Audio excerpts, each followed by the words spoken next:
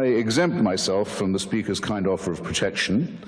that was so generously proffered at the opening of this evening. Anyone who wants to say anything abusive about or to me is quite free to do so,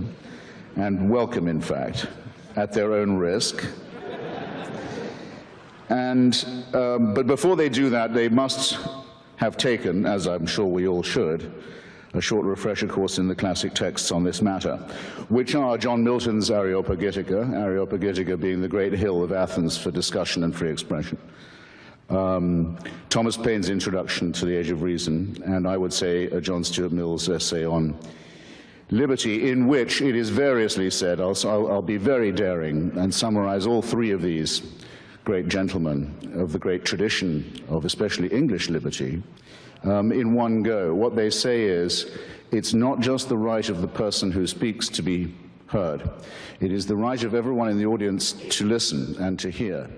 And every time you silence somebody, you make yourself a prisoner of your own action because you deny yourself the right to hear something. In other words, your own right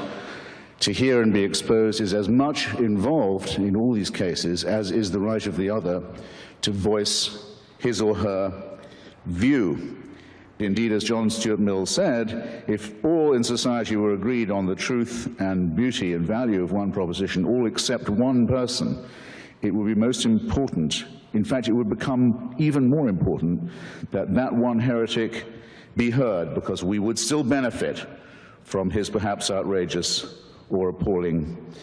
view. In more modern times, this has been put, I think, best by a personal heroine of mine, Rosa Luxemburg, who said that the freedom of speech is meaningless unless it means the freedom of the person who thinks differently.